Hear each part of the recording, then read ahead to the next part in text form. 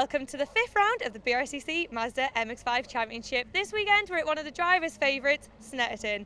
We're doing the Snetterton 300 and temperatures are soaring this weekend, so the drivers are going to have to be on point if they want to make it on the podium top step. Now, we are graced by James Young this weekend, who's an A-grade arts instructor, so I'm going to quickly hand it over to James, who's actually stood here with one of the championship contenders, John Langridge. Yeah, thanks Lyndsay, here with John Langridge, 22 points behind Will Blackwell Chambers in the championship. So John, how's it going to go this weekend? It's going to be close, it always is with Will. He's a really good driver, unfortunately for me.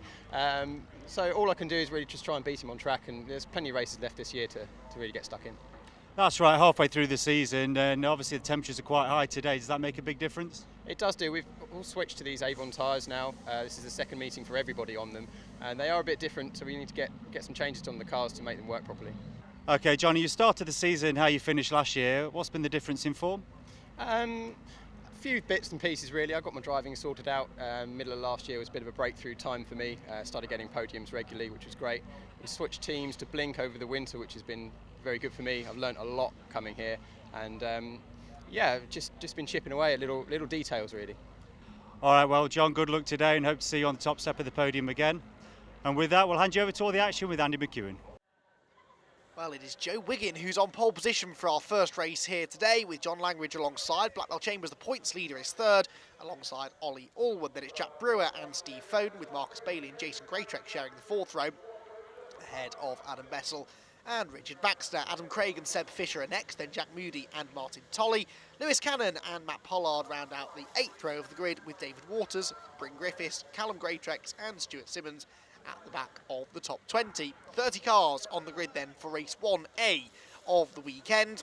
This is the race that the big points will be scored in. Speaking of which, Will Blackwell Chambers arrives here at Snetterton 22 points clear of John Langridge in the championship, but does start behind him on the grid for this first race of the weekend. It's crucial that John tries to beat the blue number 1 car in this race. Let's see what happens. The lights go out, away we go. On board with Steve Foden for the start, who goes to the outside line. In fact, no, he's in the middle, because to the left is Jason Graytrex, and there is at least one, maybe 2 cars to our right as well, so this could get very messy indeed into the first corner. Jason Graytrex charging around the outside of everybody, making up several positions into riches on the opening lap. Are they all going to get through safely? I think so, with Joe Wiggin from pole position leading the way. But look at this, Will Blackwell Chambers is ahead of John Langridge already. So John Langridge had the advantage on the grid of 1 position higher, second for him, third for Blackwell Chambers. But they are the other way round now after the first couple of corners on this opening lap. So Langridge with work to be done here. But Blackwell Chambers has proven to be extremely difficult to beat so far in 2019, and I don't anticipate Snetterton will be any different at all. So Wiggin leads the way, Blackwell Chambers second, Langridge third, Allwood is fourth, and Jack Brewer is fifth ahead of Jason Graytrex. So Graytrex has gained 2 positions from his 8th place starting position. Then it's Marcus Bailey next up, I think, in the 54 car, as the enormous field of identical Mark 1 Mazda MX-5s rounds Agostini for the first time of asking, and makes its way towards Hamilton. Remember, the bottom 5 finishers in this race will be relegated to the B grid for race 2. So it's vital for those at the back of the field to try and make progress, as well as those right at the front in the thick of the championship battle. So leaders out of Oggies, through Williams, and then onto the back straight, where the slipstream will start to take effect. And bunch the entire field together. There goes Steve Foden. And we're on board with Steve now, in fact, in the number 77 car, trying to make ground, but as soon as you pull out of that slipstream, you hit a wall of air, and you just go nowhere. And the Rob Boston Racing prepared number 77 car, unfortunately not really able to make the most of his good run onto the back straight. He's chasing down Martin Tolley, and then in front of him, Marcus Bailey, the 54, with Adam Bessel now ahead of him. So Bessel in the white and blue car has made some ground up there. Adam Bessel got his first victory last time out at Anglesey, and followed it up with, added up to his points tally with 2 second-place finishes as well. So Bessel's had a really solid weekend at Anglesey, and is continuing decent pace here at Snetterton as well. But the lead group as close as you would expect around this very high-speed circuit, where the slipstream ought to keep the pack nicely bunched together. Joe Wiggin, searching for his first ever Mazda MX-5 victory, is out in front. Blackwell Chambers right with him though. Top 5 making a small break there from Jason Graytrex in 6th position. Chambers, though, not quite close enough to poke his nose out fully to the inside, but for Will, he's built up this big 22-point championship advantage, which in terms of the Mazda MX-5 Championship is a very big points haul indeed. Remember, there are only 2 points different between each position on the track, so 22 points is 11 places on the track that he can afford to give up to Langridge at any point now in the remaining half of the season without handing over the championship lead. So he doesn't really need to take any huge risks here, just needs to bring it home. He can afford to let Langridge beat him in a few races, and it shouldn't have a huge effect on his points tally. But as it is, he's ahead of Langridge anyway. Point being, he may not choose to make a do-or-die manoeuvre on Joe Wiggin. He might be quite happy to settle in second place and just score the points. Blackwell Chambers is not the reigning champion for nothing. He knows how to do this. He knows that points mean prizes, and bidding it, going for a race win that you don't really need, is not really advisable. Said that, he is a racing driver, a competitive one at that, and he'll want to add some winners' trophies to his mantelpiece if the opportunity arises. Mantelpiece that is fairly bare for Joe Wiggin as far as MX-5 racing is concerned. We know that Joe has had multiple successes in other categories of racing, but since turning his attention to the Mazda MX-5 Championship in 2019, whilst he's had podium finishes, he's not yet been able to stand on the top step of it. If he's going to do that today, though, he will have to watch his mirrors, most definitely, to keep Will Blackwell Chambers and John Langridge, the two real championship favourites now. Ben Short, remember, is not here this weekend, nor is Brian Trott, for example, so realistically it looks like it will be between Blackwell Chambers and Langridge this year. Joe Wiggin is 94 points off the championship lead, and that's with drop scores taken into account as well, so Wiggin, even if he wins lots more races as the year goes on, is maybe a little unlikely to buy fully into the championship equation. Adam Craig here is eyeing into this battle he's having with Martin Tolley. So he tries to work his way further up the top 10, in fact both of them do. Tolley, having started 14th, has had a good start. So they could not be closer together as they turn through Murray's corner.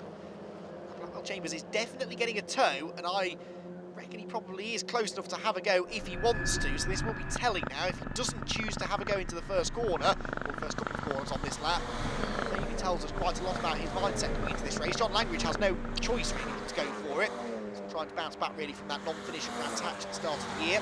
John is dropping that non-finish and the subsequent 33rd place finish in race 3, and 8th place being his highest drop score. So if he were to finish any lower than 8th, it would then become a drop score. At the moment he's running in 3rd and can't really afford to drop any lower than 8th. He's sort of used up all of his lives now as far as drop scores are concerned. Compare that to Will Blackwell Chambers, who's dropping a DNF, a 6th and a 4th, and Will is dropping about 30 odd more points than Langridge is, so you can imagine what the advantage would be if we weren't taking into account drop scores. Blackwell Chambers would be over 50 points clear. So that is the benefit of the drop score system, keeps things nice and close, just like the racing is in this ever-competitive championship. Working their way through Agostini again. There's Jack Brewer, the yellow and red 93 car, with Jason Greatrex, Adam Bessel, Marcus Bailey and Steve Foden all right in line. Steve Foden's had a decent season so far as well, hasn't he? And looking to try and break onto the podium again, if he can. Had a podium, remember, back at Pembrey, did the man we're on board with now. And what was a really good drive in the 3rd race of the weekend. Has not since been back on the podium though. He's going to have to go some to get up there in this race. The field may be very close together, but in identical cars, overtaking is not as easy as you might think. Just kicking up the dirt there as they come out onto the Bentley straight. Might have been Adam Bessel, I think. No real harm done. Joe Wiggin looking fairly comfortable here, it must be said, out at the front of the field. But I wonder how much of a serious attack Blackwell Chambers intends to put up against the race leader here. There goes Marcus Bailey, the white and red 54 car, through Brundle and Nelson.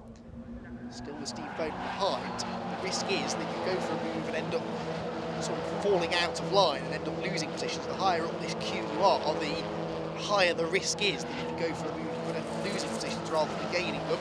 Steve Foden at the back of the group, he can afford to sort of take whatever lines he wants really to try and make a move stick, but he doesn't quite seem to have the pace to do so at the moment. There goes Anglesey winner Adam Bessel, the blue number 4 car, blue and white number 4 car.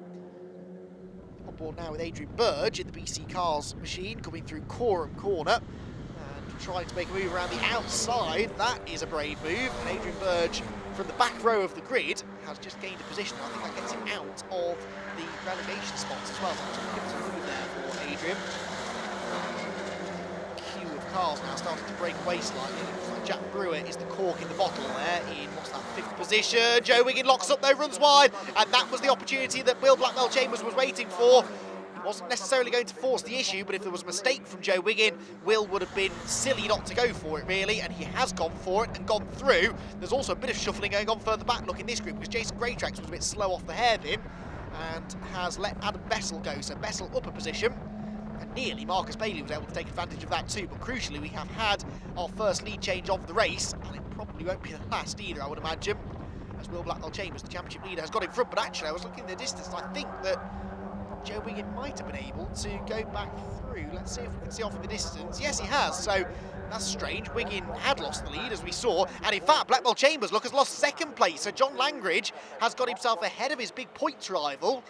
Now, how on earth did that happen? Because the last we saw, the blue and white number 1 car was leading the race, and now it's third, so clearly it wasn't a good exit from the hairpin for Blackwell Chambers, and having made the move on the way in, he's ended up losing a position on the way out. So now, all of a sudden, John Langridge set to take a couple of points out of Will. Of course, there is still the fastest lap to take into account as well, but Blackwell Chambers at the moment does not have that, so it could be that Langridge is able to make some gains here, and he may yet be able to challenge Joe Wiggin for the race victory, of course.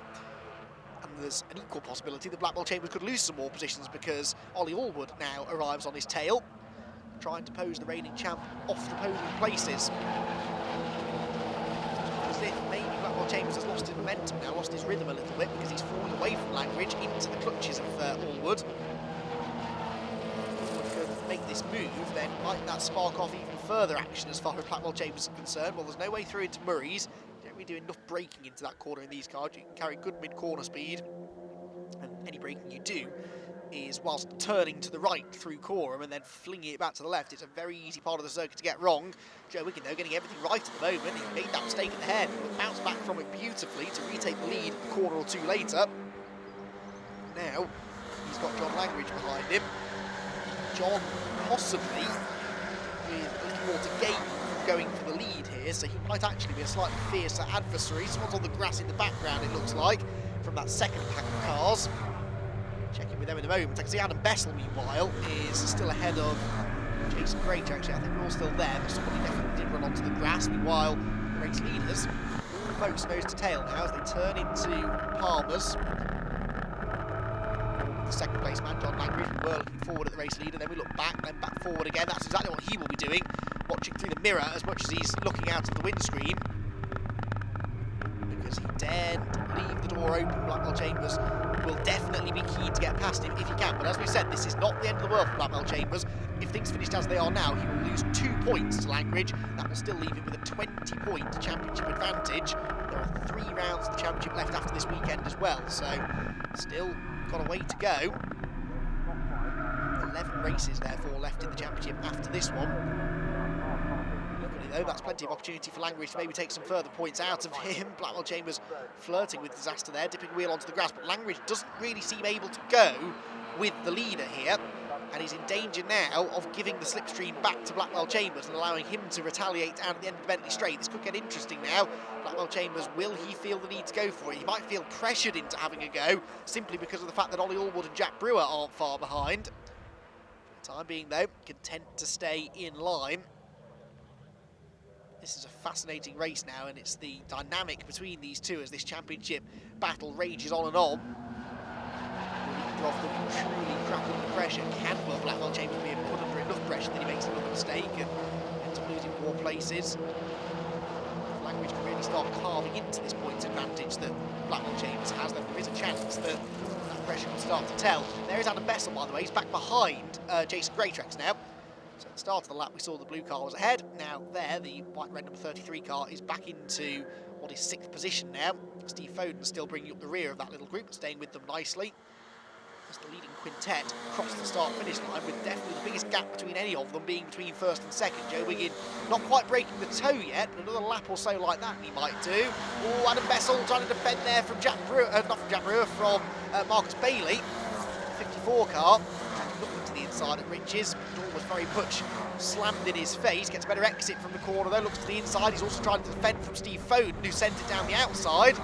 Now this can work sometimes if you carry good momentum off the corner, but the door was always again going to be closed on the exit, so Foden frustratedly seconds back in behind. They're all starting to trip over each other a bit now though. Been fairly well behaved in the first half of the race, but now as the pressure starts to build and we get towards the end of it, time starts to run out and moves maybe start to become a bit more desperate. Oh, and Moody, really slow off Palmer's, and Foden has now been able to drive straight past him. That must have been a missed gear for Bailey, or is there something more sinister going on? I think he's back at speed now.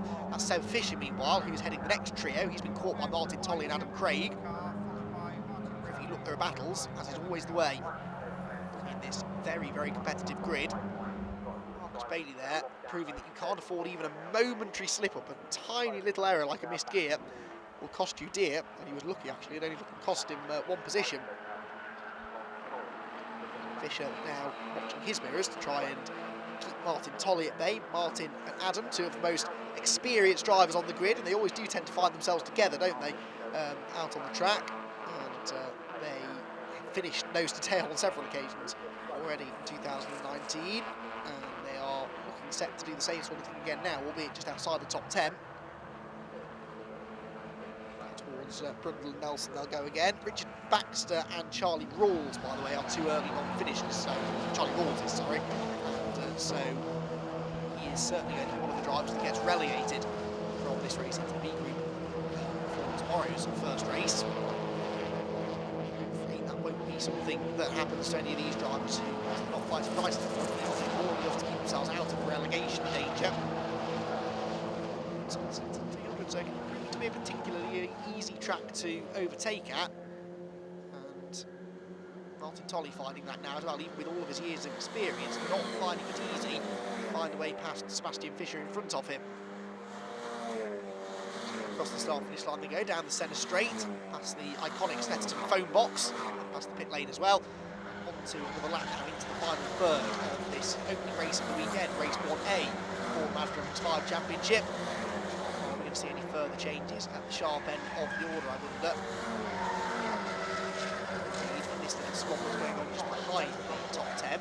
Fisher a bit wide, Tolley looks to the inside, it's tempting, but the momentum is usually with the car on the outside. They can straighten the steering up a bit earlier, get back to full throttle a bit earlier, usually carrying good speed down to the next corner. Right, leaders down to Agostini, and Wiggin certainly not escaping, so it doesn't look as though he's going to be able to pull the pin and break away completely from Langridge at the moment. Langridge likewise still has those three cars right behind him. In particular, Will Blackwell Chambers filling his mirrors. Fisher and Tolley's scrap continues with Adam Craig keeping watching brief in the yellow car, but not really able to pull the number 29 machine alongside at any point. Zone into Oggies is a potential overtaking opportunity, and Tolley does close up, carries a bit more corner speed, or mid-corner speed anyway. But then that tells on the exit, and he dips a wheel onto the dirt. That means he'll have dirt on his tyres turning into Williams as well. Seems to slow him down too much. Runs nicely up to the curb, not over it. Tucks back in that slipstream again, down the Bentley straight. I don't think he's quite close enough really, doing his best, but I don't think he's going to be able to draw alongside. Steve Foden is though, he's alongside Alan Bessel. Go around the outside at Brundle, that gives him the inside for Nelson, the right-hander, and I think that will work. So he has gone through now. Or has he? Bessel fighting back on the exit of the corner, that battle going on just in front of these three. It looked to me as though maybe Bessel was able to get back on the inside into the bomb hole, see if we can see the distance as we turn through Corum. Yeah, Bessel's gone back ahead, so Steve Foden tries he might, just can't make that move stick. Right, leading 5, back out of Murray's again, onto another lap. Going to see any changes? Is Blackwell Chambers going to have a pop at John Langridge, or is Langridge going to have a go for the race lead? Anything could yet happen, but it's been a fairly calm race so far amongst these lead contenders. I think they're all pretty content just to bring the cars home in one piece. To Riches, Woolwood wide onto the grass, is he? Yes, and that allows Jack Brewer up the inside potentially for 4th position. Drop into the hairpin. Has he gone through? Well, they're still wheel to wheel. Brewer in the yellow and red machine will have the outside line though for the next couple of corners, and so I don't think he's going to be able to go through. Allwood hangs on, and by the skin of his teeth as well. That's not a part of the circuit you want to be running onto the grass. That's exactly what he just did. He's really handed that position away. Seems through certain parts of the circuit, Wiggin is able to get away from Langridge, isn't he? Through the first part, the first half of the lap, it seems. He can gap the number 5 car. It's maybe through the last sector where we see it come down again, and that is a mistake from Will Blackwell-Chambers, a rare mistake, but it costs him 1, maybe 2 positions, and that could prove to be critical because through has gone Ollie Allwood, and through goes Jack Brewer, and suddenly Blackwell-Chambers is down to 5th place. Now, that was an odd one. He wasn't really under any pressure there from the cars behind because Allwood and Brewer were busy scrapping amongst themselves. That tells me that maybe Blackwell-Chambers is not particularly happy with the way that his car is handling at the moment, and he's now down to 5th. So if things finished as they are now, Langridge would score 98 points for finishing in 2nd position, and Blackwell-Chambers would score just 92. That would be a 6-point swing. And suddenly 22 points starts to look like a slightly less comfortable margin, doesn't it? Because now then it would come down to just the 16 points. A couple of races like that, and before you know it, Langridge is right back on the tail of Blackwell-Chambers. 5th place, though, would become a dropped score for Will, so he would gain back a couple of those points, but still, this is not ideal. He's watching Jack Brewer, though, go up the inside of Ollie Allwood, and this could be his opportunity to gain at least one of these places back. Brewer goes 3rd, Blackwell-Chambers reads the situation beautifully. He won't get both of them, but he will go into 4th, I think, on the inside of Allwood. Eases his way up the inside through Coram, and has gone back ahead, but that was a nice save there, actually, for Blackwell-Chambers. And with that 1 position gained, it changes not only his points haul from this race, but actually over the full season, because it means it's now no longer a drop score. 4th place would equal his 3rd worst finish of the year, if you see what I mean. Through we go on to the last lap then, top 2 getting away now from this 3-way fight for 3rd, which really is where all of the attention's going to be, I think, as we go on to the last lap of the race. Because the championship leader, Will Blackwell-Chambers, is right in the thick of it and in danger potentially of losing this 4th place again that he's just retaken. Ollie Allwood is looking, couldn't get to the inside of the hairpin, goes to the outside instead. No mistake coming from Blackwell-Chambers on this occasion. It is a rare thing indeed to see Will Blackwell-Chambers make an error like that, and at a costly time as well. The one good thing for Will is that it doesn't look as though Langridge is going to be able to take the victory here. Joe Wiggin is now pulling away at the head of the field. I think once Langridge saw what was going on behind him, John has maybe decided to take 2nd place, discretion being the better part of valour. Look at this for 4th place though, Blackwell-Chambers having to get his elbows out now. Ollie Allwood all over him as they turn through the left-hander at Agostini. Allwood had a 4th place finish last time out at Anglesey, which I think I'm right in saying was his best finish of the year so far. So he's on a roll and he's looking to the inside of Agostini as well, at Oggy, sorry. But he wasn't really quite close enough, and no, Blackwell-Chambers hangs on again. So this is fabulous racing between the 2 of them. They're allowing Jack Brewer to escape there. Now, Jack Brewer had his first podium last time out as well in race 3 at Anglesey, so he and Ollie Allwood, 2 drivers who are very much coming into their own now in this 2nd half of the season, or as we go into the 2nd half of the season this weekend, this marking the first race of the 2nd half of 2019. We've had 12 races so far, 12 more to go, including this one. It's taken half the season then for this man, Joe Wiggin, in a McIntyre racing car to get his first victory, but it does look now as though it's going to happen. Comes out of Coram Corner, into Coram Corner, just 2 corners from home now, and Joe Wiggin has pulled clear of John Langridge. It's probably too late for Joe to mount a realistic championship challenge, but if he can rack up a few more race wins, it will do him no harm at all, and he is finally going to do it in his first season of trying. Joe Wiggin is a winner in the BRSCC Mazda MX-5 Championship. He wins race 1A here at Snetterton. The checkered flag is his. John Langridge comes home in 2nd place. 3rd place for Jack Brewer, and side by side for 4th place is it Ollie Allwood? Can't quite get there. And Will Blackwell-Chambers just about hangs on to 4th, and some valuable championship points as well. He will still lose 4 points to John Langridge, so the gap comes down fractionally. More damage could have been done there, that's for sure. Wiggin then is your race winner, takes his first ever victory in the championship and wins it by 1.4 seconds in the end. John Langridge is 2nd, Will Blackwell-Chambers only 4th, with Ollie Allwood 5th, then Jason Greatrex, Adam Bessel, Seb Fisher, Steve Foden and Adam Craig to round out the top 10. Martin Tolley just missed out on the top 10, having lost that place to Craig at the end. Marcus Bailey also fell down the order. Lewis Cannon was next, ahead of Jack Moody and Matt Pollard. Charlie Rawls, I mentioned, was a non-finisher. Richard Baxter was disqualified post-race, so they will join the bottom 3 finishers, Fraser Fennick, Adam Sparrow and Clive Chisnall, in the B grid tomorrow. Joe, huge congratulations, firstly on coming first in 1A today here at Snetterton, but also you're our 5th different winner this year. Yeah, firstly I'd just like to say thank you to Eco Trailer, Tucker Motorsport, Declan McDonald and CN Science for all the help they've put to get us to this position. Yeah, it was a great win, really pleased with it. Didn't expect it to be as easy as it was, but we had really good pace in the car and that's a testament to all the team really. So yeah, really pleased and hopefully push on for 2 more. Okay, all right, Jack, congratulations.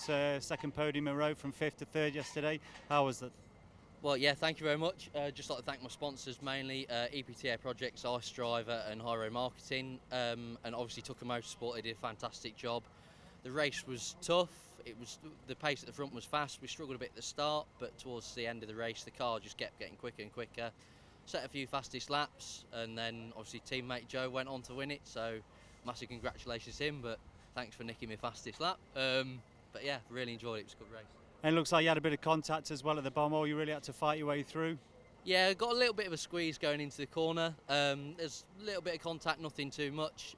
It's just a bit rubbiness racing, but it was great. It was a real good race between myself, Allwood and Blackwell Chambers, so fingers crossed to stay up there with them guys.